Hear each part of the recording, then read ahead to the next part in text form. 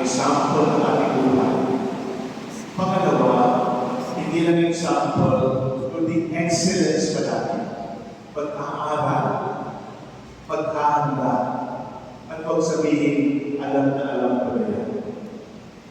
Ang pangatlo at mahalaga sa lahat, una ay ano? Ating example. Pangalawang Excellence. Ang pangatlong ay empower. Empower.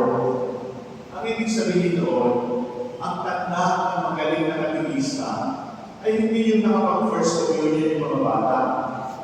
Ang tanda ng magaling na katekista ay hindi yung nag-compete yung teenager. Ang tanda ng magaling na katekista, nakagawa kayo ng iba pang katekista. The part of a good catechist is that you're able to inspire others to become catechists. That is empowering. At magandang tignan ng ating katedral, nandito yung senior citizen at nandito yung young citizen. Kayo ay tanda ng empowerment. Kayo ay tanda na hindi sinasarili ng matanda ang kanilang alam. At ang matanda na sinasarili ang sariling alam ay hindi kuripot, hindi tamad.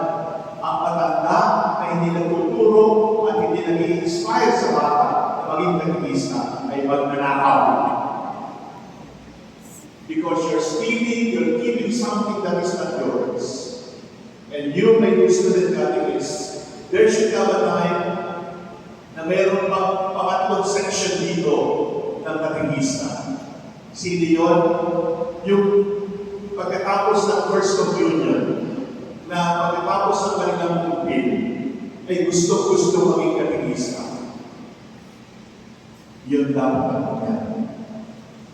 You must empower, you must inspire, you must be the role models, and you must be people setting other hearts on fire. Sana dumating yung pagkakataon na katatapos na ng first communion ay sabik ang bata na maging katekista sa mga susunod na first communions. Sana dumating yung pagkakataon na tatapos pa ng confirmation ay sabik na yung bagong kumpil na maging katekista katulad ng nagturo sa kanila. That is your success. If you are not able to bring out other catechists, to inspire other catechists, to set the hearts of other children on fire, the work is still lacking. Tandaan natin na ang una, example.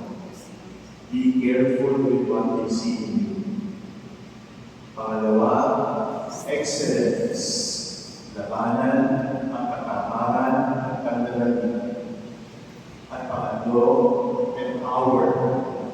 Make more catechists. Make children catechists. Make those who have been touched by the Lord ready to share what they have received.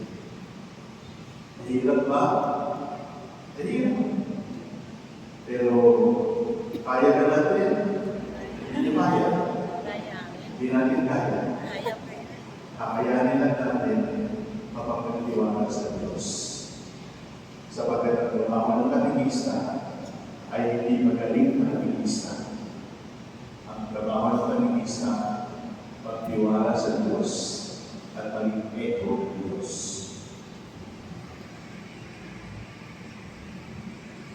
We also